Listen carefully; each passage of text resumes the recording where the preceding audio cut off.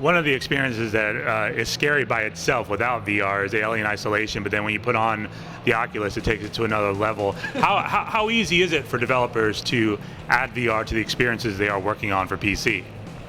It's very easy for developers to port their experience quickly to VR. I think, basically getting your game, for example, running inside the Rift and being able to step inside your world is incredibly simple. In fact, we were at dinner last night, we were sitting next to a developer, and they were like, oh yeah, we have an Oculus Rift kit, and we actually were able to like hook it up and walk around. They were making a board game. We were able to walk around the board game, and it was awesome.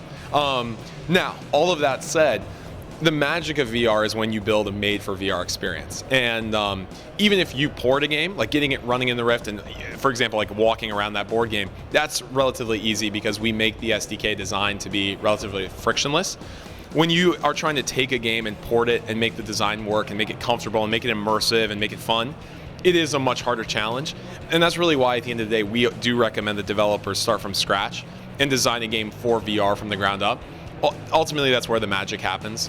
It's very similar to an analog of like, you play a game like Street Fighter or Grand Theft Auto on an iOS device. It's not the best experience because the whole game was designed for a different medium of like controller and a traditional TV. And the best experiences on iOS end up being things like Angry Birds or like Words with Friends or stuff that's really designed for the interface, the device, sort of the time how much time I want to spend playing, all of that stuff in mind. VR is the same way. If you approach it from the beginning with VR in mind, you can design an experience that really captures people's imagination and really takes advantage of the hardware in all the right ways. And when you try to backport an experience in and shoehorn it in, you run into a million challenges that you never would have thought of previously. So it is possible to port games, and the Alien Isolation seems a great example of an experience where they took a huge amount of time to try to do it right, but it's super challenging. And if you talk to that team, I think they'll tell you the same thing, that they've really poured a huge amount of energy into it. It's probably not as good as they want it to be, but I agree, it's an awesome experience, and we're definitely excited about it. Now, we already mentioned Pacific Rim, and that was one of the standout experiences at Comic-Con. It was running on Unreal Engine 4. You also have other demos that you guys have shown on Unreal Engine 4. What have you seen from developers that are using that technology when coupled with your technology? We're huge Unreal Engine 4 fans at Oculus. I mean, we've worked, of course, with Unity for a long time, but we have this great relationship with Epic. A lot of the demos that we've shown over the history of the company were actually done in collaboration with Epic. The Oculus Elemental demo, and then the Strategy VR demo, and then Couch Nights.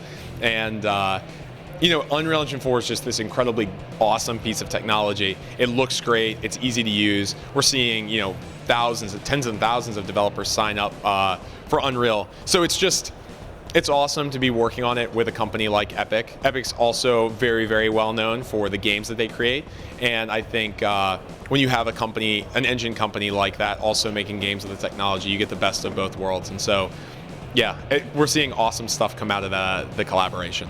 The last thing is, so the entire conversation we're talking about VR, so how close are we to having VR in homes if you don't go out and buy an SDK too? So we haven't announced the release date for the consumer version yet. We're locking down the consumer spec right now. I think what you see walking around Gamescom is there's a lot of now VR developers getting into the space and actually starting to ship products in various formats.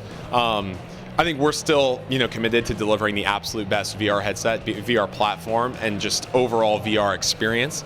And that's because we have, 175 of the smartest people in the industry working on this around the clock, who eat, sleep, breathe, dream VR every day. But I think, VR this is a revolution, and we're seeing companies start to ship stuff, and so it's probably sooner than people think.